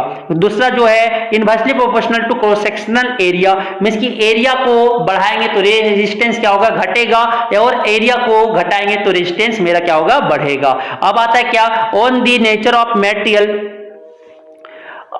अब आता है क्या on the nature of material of the conductor on on on combining. अब आता है क्या कि और दो चीज पे डिपेंड करता है रेजिस्टेंस, किस पे आपकी नेचर ऑफ मटेरियल पे और टेम्परेचर पे। टेम्परेचर बढ़ेगा तो रेजिस्टेंस पहले बढ़ेगा फिर घट, ठीक है, तो और ऐसे नेचर ऑफ मटेरियल पे भी डिपेंड करता है। 4 फैक्टर पे आपके रेजिस्टेंस डिपेंड करते हैं। अब ये दोनों को कंबाइन करेंगे, length directly proportional to L और आपके resistance inversely proportional to 1/a, तो कंबाइन करके क्या जाएगा R directly proportional to L/a हो जाएगा। तो प्रोपोर्शनलिटी को हटाएंगे तो प्रोपोर्शनल को हटाएंगे क्या लगाएंगे रो लगाएंगे, तो क्या हो जाएगा R is equal to rho into L/a। तो रो क्या है प्रोपोर्शनलिटी कांस्टेंट क्या है रो, रो को क्या बोलते हैं रेजिस्टिविटी ऑफ कंडक्टर बोलते हैं। अब रेजिस्टिविटी बोलेंगे तो बोलेंगे किसका, अगर लेंथ a 1 मीटर और area cross section area 1 metre square ले लें तो इसी को हम क्या बोलते हैं स्पेसिफिक रेजिस्टेंस बोलते हैं, या उसी का नाम रेजिस्टिविटी कहते हैं। बोलता है it is defined as resistance offered by a cube of material of side 1 metre when, या बोल सकते हैं लेंथ 1 मीटर हो जाए क्रॉस सेक्शनल 1 में आपकी मीटर स्क्वायर हो जाए, तो current flows perpendicular to it opposite to faces, तो इसे हम क्या बोलेंगे रेजिस्टिविटी बोलेंगे। और क्या हो जाएगा ऐसा यूनिट जो होता है रेजिस्टिविटी का वो ओम मीटर होता है, और जो रेजिस्टिविटी का फॉर्मूला हो जाएगा वो क्या हो जाएगा rho is equal to rho resistivity is equal to resistance into cross sectional area by length हो जाएगा। मींस की रो इज इक्वल टू क्या जाएगा RA/L। रो क्या बता रहा है रेजिस्टिविटी बता रहा है। अब आता है इक्विवेलेंट रेजिस्टेंस, कि if a single resistance can be replaced the combination of resistance in such a manner that current in the circuit remain unchanged, then that single resistance is called equivalent resistance। तो ये आपके equivalent resistance किसको बोलते हैं कि सारा resistance को combine करके एक फॉर्म में बना दें और उसका करंट चेंज ना हो उस सर्किट को पूरा, तो उसे हम क्या बोलेंगे उसको बोलेंगे इक्विवेलेंट रेजिस्टेंस। इक्विवेलेंट रेजिस्टेंस जो होता है आपके law of resistance in series, ठीक है, रेजिस्टेंस जब resistance combination of resistance in series और combination of resistance in parallel देखेंगे, तो करंट आपकी जो होते हैं सीरीज में करंट जो होता है वो सेम रहता है, पोटेंशियल डिफरेंस आपके अलग अलग हो जाते हैं। तो आप क्या करोगे V1 V2 मान लेंगे, V1 प्लस V2 हो जाएगा, V बराबर V1 प्लस V2। आप क्या लिखेंगे V इक्वल टू IR लिखेंगे, V1 इक्वल टू क्या लिखेंगे IR1 लिखेंगे, क्योंकि करंट आपका सेम है, रेजिस्टेंस अलग, तो अलग अलग का पोटेंशियल डिफरेंस का फॉर्मूला लिख देंगे। फिर क्या हो जाएगा V इक्वल टू क्या लिखेंगे V1 प्लस V2, तो क्या हो जाएगा V equal to IR is equal to IR1 plus IR2। तो क्या हो जाएगा, आई आई कट जाएगा, V इक्वल टू क्या जाएगा V1 plus sorry R1 R equal to क्या जाएगा R1 प्लस R2। इसी तरह आपके अगर रेजिस्टेंस में दिए हुए हैं, सीरीज में दिए हुए हैं रेजिस्टेंस, तो सिंपली क्या करो, ऐड कर दो, ऐड कर दो, जो आएंगे वो आपकी क्या हो जाएगा इक्विवेलेंट रेजिस्टेंस हो जाएंगे। इक्विवेलेंट रेजिस्टेंस जो छोटा वाला रेजिस्टेंस बड़ा वाला रेजिस्टेंस होगा, उसका सम जो इक्विवेलेंट रेजिस्टेंस निकलेगा उससे भी क्या निकलेगा, बड़ा आएगा। क्या आएगा, बड़ा आएगा जो आपके। तो क्या बोलना चाह रहे हैं, equivalent resistance in series is larger than the largest individual resistance, आपके सीरीज में होते हैं। अब आते हैं क्या, law of combination of resistance in parallel. Parallel के केस में देखेंगे वोल्टेज अक्रॉस जो ईच रेजिस्टेंस रहेगा वो क्या हो जाएगा, सेम रहेगा, और एक में अप्लाइड वोल्टेज जो होंगे इक्वल होंगे। तो करंट यहाँ पे क्या हो जाएगा, अलग अलग रेजिस्टेंस का अलग, अगर R1 R2 मान लिए तो I1 I2 करंट हो जाएगा। तो आपके I1 इक्वल टू क्या लिखेंगे, V बाई R1, और क्या लिखेंगे I2 बराबर क्या लिखेंगे, V by R2, I equal to क्या लिखेंगे, V by R2, V by R। तो I इक्वल टू क्या हो जाएगा, सारा जो करंट होगा, करंट से चेंज नहीं होना चाहिए, तो I इक्वल टू क्या हो जाएगा I1 प्लस I2, तो V कट जाएंगे कॉमन, क्या बचेंगे 1 by R equal to 1 by R1 plus 1 by R2 हो जाएगा। तो मैं देखिए क्या बोलना चाह रहे हैं कि आप अगर पैरेलल का रेजिस्टेंस निकालना है तो 1 बाय रेसिप्रोकल कर दो, रेसिप्रोकल करके क्या करो, ऐड कर दो, वो क्या जाएगा 1 बाय R हो जाएगा। फिर उसके बाद में सॉल्व करने के बाद क्या करो, रेसिप्रोकल कर दो, तो ए रेसिप्रोकल फिर से कर दोगे तो क्या जाएगा, R इक्विवेलेंट निकल जाएगा, किसका, पैरेलल केस में। तो इक्विवेलेंट रेजिस्टेंस जो होगा वो सर्किट का सबसे छोटा जो आपकी रेजिस्टेंस होगा, सबसे छोटा रेजिस्टेंस, उससे भी छोटा आपकी वैल्यू आएंगे इक्विवेलेंट रेजिस्टेंस का। अब आता है joules law of heating. Joules law of heating क्या बोलता है कि इट स्टेट दैट जो हीट प्रोड्यूस होगा कोई भी कंडक्टर में, ये डायरेक्टली प्रोपोर्शनल जो होगा किसका, करंट का, स्क्वायर ऑफ करंट का, ठीक है, और डायरेक्टली प्रोपोर्शनल किसका होगा, रेजिस्टेंस का, और डायरेक्टली प्रोपोर्शनल किसका होगा, टाइम का, for which current is passed. तो मैथमेटिकली हम इसे क्या लिख सकते हैं, H is equal H directly proportional to I square, H directly proportional to R, H directly proportional to T। तो आप तीनों को कंबाइन करके क्या हो जाएगा, H directly proportional to I square RT, proportionality को हटाते तो क्या लग जाएगा, 1 लग जाएगा, तो क्या H बराबर क्या हो जाएगा, I स्क्वायर RT हो जाएगा। I क्या है, करंट है, R क्या है, रेजिस्टेंस है, T क्या है, टाइम है। तो ऐसा यूनिट जो होता है हीट का क्या होता है, जूल होता है, जूल होता है। अब आते हैं इलेक्ट्रिकल एनर्जी। इलेक्ट्रिकल एनर्जी क्या होता है, total work done in maintaining electric circuit in an electric circuit. अगर इलेक्ट्रिक एनर्जी क्या होता है, पावर इनटू टाइम बोल सकते हो। तो W बराबर क्या हो जाएगा, VIT हो जाएगा, I square R into T हो जाएगा। V क्या है, पोटेंशियल डिफरेंस, I क्या है, करंट, और T क्या है, टाइम है।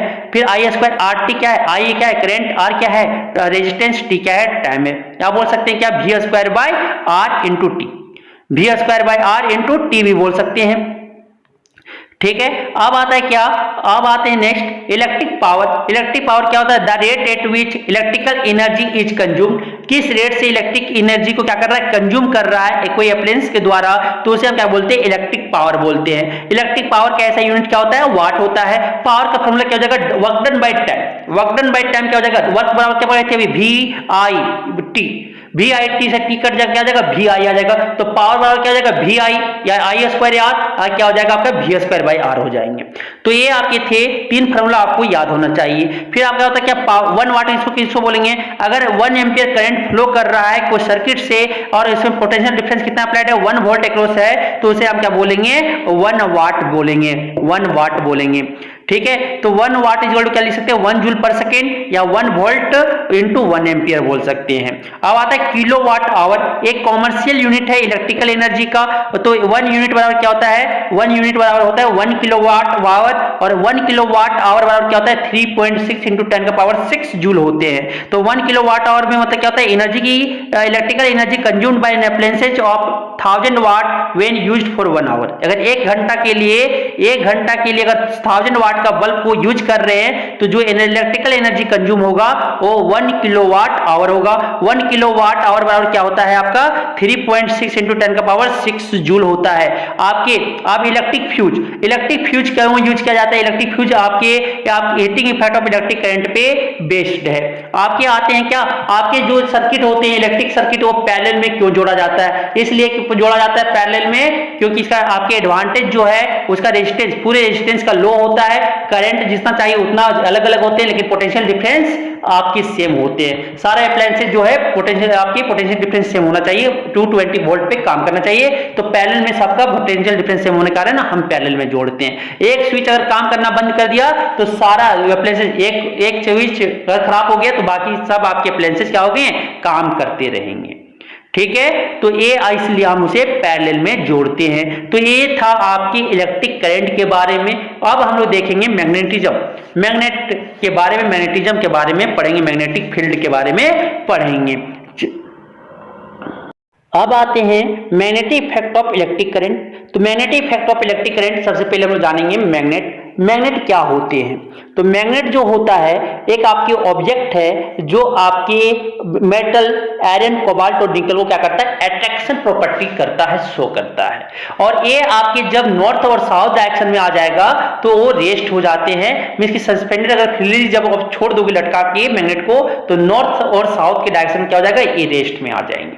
तो उसे क्या बोलते हैं, मैग्नेट बोलते हैं। मैग्नेट का यूज जो आपके स्टीरियो स्पीकर, रेडियो में, रेफ्रिजरेटर डोर में, ऑडियो वीडियो कैसेट जो प्लेयर होता है उसमें यूज किया जाता है। ठीक है, इलेक्ट्रिक मोटर वगैरह में यूज किया जाता है, चिल्ड्रन टॉयज में यूज किए जाते हैं, कंप्यूटर वगैरह में यूज किए जाते हैं। मैग्नेटिक फील्ड होता है क्या, एक मैग्नेट के द्वारा कितना मैग्नेटिक फील्ड फोर्स आपके एग्जर्ट कर रहे हैं, the force exerted by a magnet और exerted by a magnet is called magnetic field. ये जो आपके होते हैं वेक्टर क्वांटिटी होते हैं, इसमें डायरेक्शन और मैग्नीट्यूड दोनों होता है। इस मैग्नेटिक फील्ड का ऐसा यूनिट जो होता है टेस्ला होता है। मैग्नेटिक फील्ड लाइंस क्या होती है, तो मैग्नेटिक फील्ड लाइंस जो है एक फील्ड लाइन को रिप्रेजेंट करता है। They are the line drawn in a magnetic field along which north magnetic poles move. जिधर जिधर नॉर्थ मैग्नेटिक पोल्स अगर इमेजिनरी जिधर आपको हाइपोथेटिकली मूव कर रहा है वही आपकी मैग्नेटिक फील्ड लाइंस हो जाएंगे। Magnetic field lines are also called magnetic lines of force. Magnetic field lines को हम मैग्नेटिक लाइंस ऑफ फोर्स भी कहते हैं। अब आते क्या properties of magnetic field lines. ये क्या होता है, आपके नॉर्थ पोल से जनरेट आपके magnetic field lines north pole से ओरिजिनेट होते हैं और आपके साउथ पोल में टर्मिनेट करते हैं। और इनसाइड द मैग्नेट जो है और आपके साउथ पोल में ओरिजिनेट होते हैं और आपके नॉर्थ पोल में टर्मिनेट होते हैं। मींस की एक आपका वो क्लोज लूप बनाते हैं, जो आपका मैग्नेटिक फील्ड लाइंस जो है क्लोज लूप बनाते हैं। ये दो मैग्नेट आपकी दो लाइंस जो है इंटरसेक्ट नहीं कर सकता है, दो मैग्नेटिक फील्ड लाइंस आपकी इंटरसेक्ट नहीं कर सकता क्योंकि एक पॉइंट ऑफ इंटरसेक्शन पे दो डायरेक्शन हो जाएगा जो प्रैक्टिकली नहीं पॉसिबल है। तीसरा, जहां पे आपके मैग्नेटिक फील्ड लाइन जहां पे आपकी मैग्नेटिक फील्ड लाइन ज्यादा होगा वहां पे स्ट्रेंथ ज्यादा होंगे, जहां पे मैग्नेटिक फील्ड लाइंस आपका कम होगा वहां पे आपका मैग्नेटिक फील्ड लाइंस का स्ट्रेंथ जो है कम होगा। ठीक है, अब आता है क्या magnetic field lines due to a current through a straight conductor. तो आपकी मैग्नेटिक फील्ड अगर स्टेट कंडक्टर का अगर देखे जाए स्टेट कंडक्टर का करंट कैरिंग कंडक्टर का, तो आपका मैग्नेटिक फील्ड लाइन जो होता है वो आपकी कंसेंट्रिक सर्कल्स बनता है और कंसेंट्रिक सर्कल्स बनता है जिसका सेंटर वायर पे लाई करता है, जिसका सेंटर का, और उसका जो डायरेक्शन निकालते हैं वो राइट हैंड थंब रूल से निकालते हैं। मींस की राइट हैंड थंब रूल क्या बोलता है कि करंट कैरिंग कंडक्टर को आप होल्ड कर लो किसमें, राइट हैंड में, और थंब का जो पॉइंट होगा वो करंट का डायरेक्शन रख लो, और जो करली फिंगर जो है आपकी करली फिंगर मतलब लेफ्ट फिंगर जो है वो आपकी क्या बताएंगे, direction of magnetic field lines बताएंगे। मींस कि अगर करंट का डायरेक्शन अपवर्ड होगा, करंट का डायरेक्शन अगर अपवर्ड होगा तो आपकी करंट का डायरेक्शन जो होगा, करंट का डायरेक्शन वो एंटी क्लॉकवाइज होगा, और अगर करंट का डायरेक्शन डाउनवर्ड होगा तो जो करंट का डायरेक्शन होगा और सॉरी मैग्नेटिक फील्ड का डायरेक्शन होगा वो किधर होगा, आपके क्लॉकवाइज होंगे। वही दो चीज तो थे।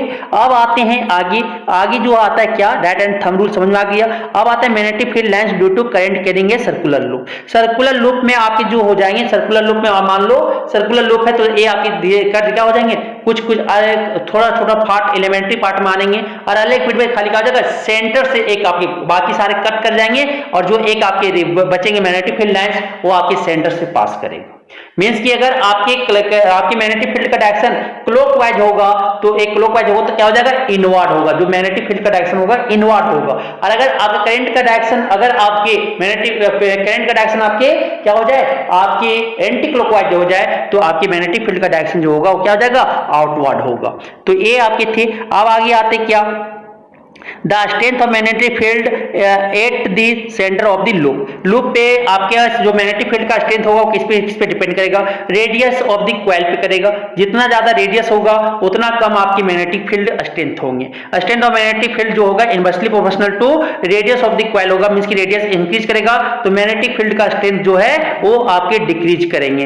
अब आते हैं क्या, number of turns.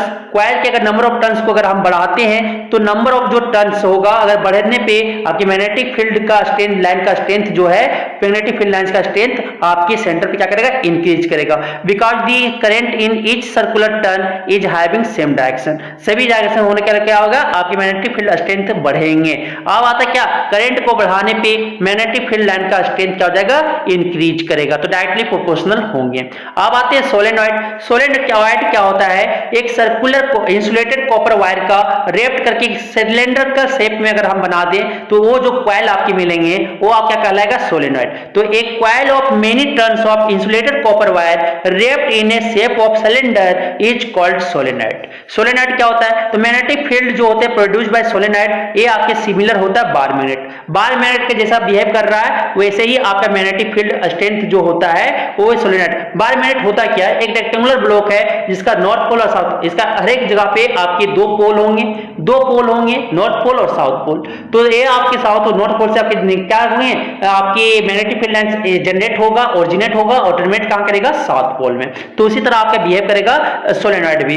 Strength of magnetic field is proportional to number of turns and magnitude of current. कि अगर नंबर ऑफ टर्न्स ज्यादा होगा तो स्ट्रेंथ जो मैग्नेटिक फील्ड का जो स्ट्रेंथ होगा सोलेनॉइड में वो ज्यादा होगा। अगर करंट आपका ज्यादा है तो आपका सोलेनॉइड भी क्या जो होगा स्ट्रेंथ वो भी आपका ज्यादा होंगे। अब आते हैं इलेक्ट्रोमैग्नेट। इलेक्ट्रोमैग्नेट क्या होता है, एक इलेक्ट्रोमैग्नेट आपका लॉन्ग कॉइल से कंसिस्ट करता है इंसुलेटेड कॉपर वायर का, जो आपकी सॉफ्ट आयरन कोर भी क्या होता है, लेपेटा हुआ रहता है, ट्रैप्ड किया हुआ रहता है। इलेक्ट्रोमैग्नेट आपका टेम्पोरली मैग्नेट होता है, इस जैसा आप उसमें करंट पास करवा दोगे तो ये आपकी मैग्नेट की तरह बिहेव करेगा, आप करंट को हटा दोगे तो ये मैग्नेट की तरह बिहेव नहीं करेंगे।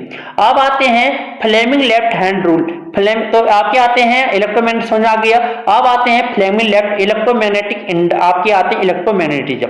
अगर हम उसमें मैग्नेटिज्म क्या करें, इलेक्ट्रिसिटी पास कर दे और वहां पे मैग्नेट की तरह बिहेव करने लगे, when current is pass through एक सॉलिड करंट और it behave as a magnet then it is called electromagnetism. अब होता है फ्लेमिंग लेफ्ट हैंड रूल, क्या बोलते हैं कि आप stretch the your thumb, left thumb को क्या करना है, thumb, forefinger, middle finger, thumb, forefinger और middle finger of left hand such that they are mutually perpendicular. तीनों को ऐसे बना लो कि जो ये म्यूचुअली परपेंडिकुलर रहे। तो आपके फोर फिंगर जो होगा डायरेक्शन ऑफ मैग्नेटिक फील्ड होंगे, सेंटर फिंगर जो होगा मिडिल फिंगर वो आपके डायरेक्शन ऑफ करंट होगा और थंब जो बताएगा वो डायरेक्शन जो इधर आ जाएगा वो क्या होगा, कंडक्टर जिधर एक्ट करेगा उधर क्या हो जाएगा, डायरेक्शन ऑफ फोर्स हो जाएगा। तो कैसे याद रखोगे, मदर चाइल्ड आपके मदर चाइल्ड फोर्स, ठीक है, फादर। तो मदर मतलब क्या हो जाएगा, मैग्नेटिक फील्ड। मैग्नेटिक फील्ड जो होगा किधर होगा, फोर फिंगर या पॉइंटर में, सेंटर फिंगर या मिडिल फिंगर में जो होगा आपका वो करंट होगा और आपके फादर में जो होंगे थंब में आपका फादर मतलब कि डायरेक्शन ऑफ फोर्स होगा। अब आते हैं इलेक्ट्रिक मोटर। इलेक्ट्रिक मोटर किसे क्यों बोलते हैं कि एक ऐसा डिवाइस होता है जो इलेक्ट्रिकल एनर्जी को मैकेनिकल एनर्जी पे क्या करता है, कन्वर्ट करता है। प्रिंसिपल ऑफ इलेक्ट्रिक मोटर क्या होते हैं, जब रेक्टेंगुलर कॉइल में मैग्नेटिक फील्ड में प्लेस्ड कर देते हैं, करंट उससे पास करवा देते हैं तो उस कॉइल में फोर्स एक्ट करता है जो उसे रोटेट करवाता है कंटिन्यूअसली वो रोटेट करता है विद, ठीक है। और ये कॉइल का रोटेशन के कारण शाफ्ट अटैच जो वहां पे होता है वो भी रोटेट करता है और वहां से हम क्या करते हैं, उसका जो इलेक्ट्रिक मोटर का यूज है आप ये देखे होंगे मिक्सर वगैरह में यूज किया जाता है, वॉशिंग मशीन वगैरह में। तो इसे इलेक्ट्रोमैग्नेटिज्म पे काम करता है। कौन, इलेक्ट्रिक मोटर का प्रिंसिपल इलेक्ट्रोमैग्नेटिज्म पे डिपेंड है। अब आता है क्या, इलेक्ट्रोमैग्नेटिक इंडक्शन। इलेक्ट्रोमैग्नेटिक इंडक्शन क्या बोलता है कि एक आपका जब अगर हम मैग्नेटिज्म प्रोड्यूस करवा दे कोई फोर्स के डायरेक्शन में, क्या करे, एक कोई फोर्स जनरेट करवा दे मैग्नेटिज्म में, मैग्नेटिक फील्ड से इलेक्ट्रिक करंट मतलब मैग्नेटिज्म से इलेक्ट्रिक करंट प्रोड्यूस करवा दे तो उसे हम क्या बोलते हैं, इंड्यूस्ड करंट करवा दे तो इसे हम बोलते हैं इलेक्ट्रोमैग्नेटिक इंडक्शन।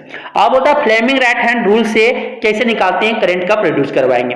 तो ये आपका क्या हो जाएगा, गिव है gives the direction of induced current, जो आपके होगा इससे हम क्या डायरेक्शन ऑफ इंड्यूस्ड करंट के निकाल सकते हैं। Stretch the thumb, four finger and middle finger of right hand, right hand का अपना दाहिना हाथ का क्या करो, आपकी मिडिल फिंगर और फोर फिंगर और थंब को स्ट्रेच कर दो, ये म्यूचुअली परपेंडिकुलर बना दो। फोर फिंगर जो होगा डायरेक्शन ऑफ मैग्नेटिक फील्ड होंगे और आपकी जो इंड्यूस्ड करंट होगा वो सेंटर फिंगर में होगा और थंब जो होगा वो डायरेक्शन ऑफ मोशन बताएगा किधर आप कंडक्टर को मूव करवा रहे हो। तो इससे आगे क्या हो जाएगा, ये आपके मिडिल फिंगर जो होंगे डायरेक्शन ऑफ इंड्यूस्ड करंट बताएगा। इलेक्ट्रिक जनरेटर किसको बोलते हैं, एक डिवाइस होता है वो मैकेनिकल एनर्जी को इलेक्ट्रिकल एनर्जी में कन्वर्ट करते हैं, तो उसे हम क्या बोलते हैं, इलेक्ट्रिक जनरेटर कहते हैं। प्रिंसिपल जो है इलेक्ट्रिक जनरेटर का वो इलेक्ट्रोमैग्नेटिक इंडक्शन पे बेस्ड है। मींस कि अगर आप मैग्नेटिज्म में मैग्नेटिक फील्ड में रोड को या कंडक्टर को मूव करवा दोगे तो वहां से आपका क्या electric current induced current produce हो जाएगा। इलेक्ट्रिक जनरेटर आपके दो टाइप के होते हैं, एक एसी जनरेटर और दूसरा जो होता है डीसी जनरेटर। एक होता है कम्यूटेटर, कम्यूटेटर होता है हाफ स्प्लिटिंग, मतलब कि हाफ रोटेशन के बाद क्या होता है करंट का डायरेक्शन वो एक दिशा में करने में, मतलब उन्हीं डायरेक्शन करंट को चेंज करने में हेल्प करता है। अब आता है यहाँ पे क्या डोमेस्टिक इलेक्ट्रिक सर्किट। अब आते हैं domestic electric circuit. Domestic electric circuit जो होता है आपका वो आपकी दो वायर मेन सप्लाई वायर से या पोल से आपके खींचे जाते हैं। जो आपके एसी इलेक्ट्रिक पावर होता है 220 वोल्ट पे काम करता है पोटेंशियल डिफरेंस, और आपकी जो 50 हर्ट्ज फ्रीक्वेंसी पे काम करता है। तो एसी जो होता है 50 हर्ट्ज फ्रीक्वेंसी होता है, 220 वोल्ट पे काम करता है। डीसी में आपकी फ्रीक्वेंसी 0 होती है। और उसमें 3 वायर्स होता है, एक आपका लाइव वायर होता है, एक न्यूट्रल वायर होता है, एक आपकी अर्थ वायर होते हैं। लाइव वायर जो होता है रेड इंसुलेटेड होता है और उसे बोलते हैं पॉजिटिव चार्ज है, उसमें करंट आपको लगेगा। न्यूट्रल वायर जो होता है वो ब्लैक इंसुलेटेड होता है, नेगेटिव चार्ज होते हैं। और जो होता है अर्थ वायर जो होता है ग्रीन इंसुलेटेड होता है। वो सेफ्टी को मेजर करते हुए क्या होता है, एनी लीकेज अगर करंट है कोई मेटालिक बॉडी में तो हमें शॉक नहीं लगेगा, कोई आपका सीरियस शॉक नहीं होगा यूजर को। और ये क्या हो जाएगा अर्थ में जो करंट वहां पे चार्ज स्टोर हो गए वो कहां चला जाएगा अर्थ के नीचे। एक होता है शॉर्ट सर्किट। शॉर्ट सर्किट जो होता है अगर लाइव वायर को टच कर लिया जाए न्यूट्रल वायर से तो क्या होता है वहां पे शॉर्ट सर्किट होता है। फ्यूज जो होता है एक आपके प्रोटेक्टिव डिवाइस होते हैं जिसे हम क्या सर्किट को प्रोटेक्ट करने के लिए शॉर्ट सर्किटिंग ओवरलोडिंग को बचाने के लिए क्या किया जाता है प्रोटेक्ट करने के लिए उससे बचाने के लिए सर्किट में यूज किया जाता है। डिवाइस को प्रोटेक्टिव डिवाइस की तरह हम लोग यूज करते हैं। तो फ्यूज में जो होता है वहां ठीक है, तो ये फ्यूज के बारे में था और ये हम पूरे डिटेल्स हम मैग्नेटिज्म के बारे में पढ़ लिए। तो ये अगर किसी को कोई तरह का कोई डाउट हो तो बेहिचक आप कमेंट करके पूछ सकते हो। धन्यवाद।